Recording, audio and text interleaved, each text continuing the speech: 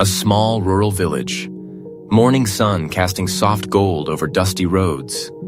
Banners fluttering. Children giggling in uniforms, holding brand new notebooks. The camera pans slowly toward a small stage built with bamboo and love.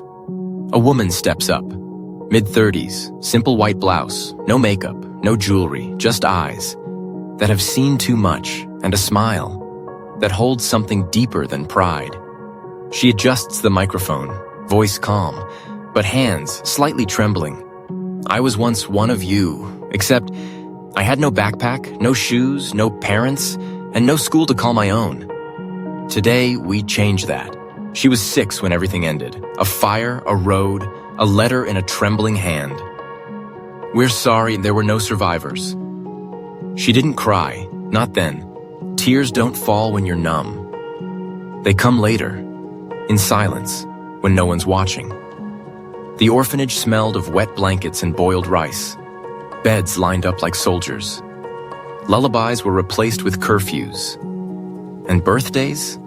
They stopped existing. Other kids had visitors, volunteers, gifts on holidays.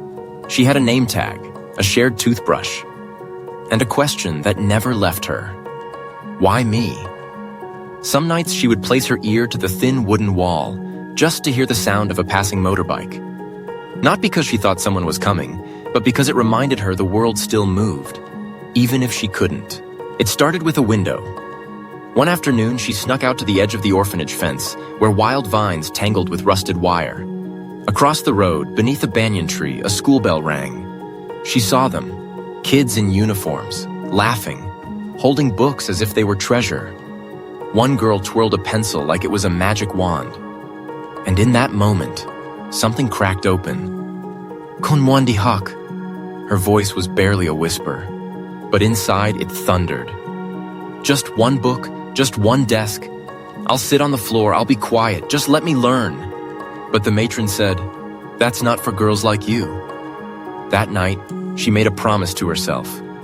If no one opens the gate, I'll learn to climb the wall.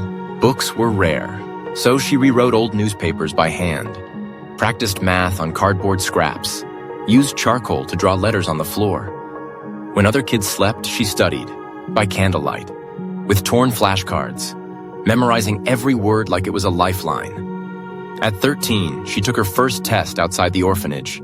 She had no uniform, no name on the list. But she had something no one else brought. Desperation wrapped in discipline. At 16, she passed the national exam. First in the orphanage's history, a full scholarship, university. The same girl who watched school from across a fence was now walking through its front doors. And as she crossed the gate, she turned back, whispered to no one in particular, one day, I'll build a school where no girl will ever be told, that's not for you. University was different. Wi-Fi, libraries, cafeterias, laptops. She felt like she had stepped into another planet, where kids skipped class, while she treated every note like oxygen. But in the silence of her dorm, guilt crept in. She thought of the girls back in her village, still walking barefoot, still being told, that's not for you. Then came the seminar. An NGO guest speaker said, for every child who makes it to college in this country, 500 don't, especially girls. That number hit her harder than any exam. That night, she couldn't sleep. I made it, but what about the others? What good is my degree if I'm the only one holding it? She looked at the scholarship certificate on her wall, and for the first time, it didn't feel like victory. It felt like a responsibility. I won't be the exception. I'll be the bridge. Graduation day. Offers came in, corporates, NGOs, even one from overseas. All promised comfort, stability, a salary she had never imagined. But she said no to all of them. Instead, she bought a bus ticket to the place where she lost everything, to the place where kids still had nothing. This isn't just where I'm from. This is where I'm needed. She arrived with a backpack and a blueprint sketched on the back of an exam paper. No land, no money, just a dream, and the memory of every no she ever heard as a child. Day 1, She cleaned an abandoned shed. Day 5, she found old desks from a closed government office. Week 3, one retired teacher offered to help. She used social media to tell her story.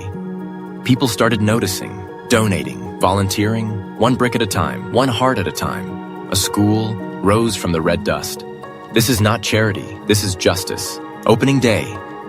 The sun rose, and so did the children.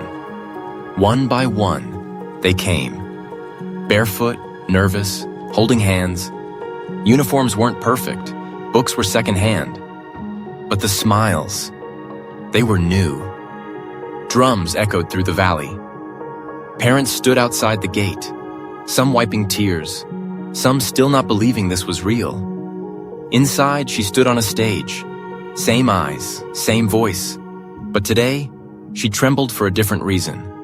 1,000 children sat before her, and for the first time, no one was behind bars. No one was watching from the fence. No one was forgotten. Welcome to your school, the one I promised you, long before I ever met you. A little girl, maybe 6, raised her hand. Will we have books? She smiled. You'll have more than that. You'll have dreams, and someone to believe in them. She never asked for praise, never asked for fame. She just remembered what it felt like to be forgotten. And she swore no child should ever feel that again. They called her teacher, some called her mom. But in truth, she was a mirror. A reminder that sometimes the most broken beginnings create the most beautiful legacies. So the next time you feel small, unseen, unheard, unwanted, remember her. The orphan who built a school not with money, but with memory, and the fire to rewrite what was once written for her. If this story touched you, leave a comment below. I believe in second chances, because somewhere out there, a child is still waiting for one.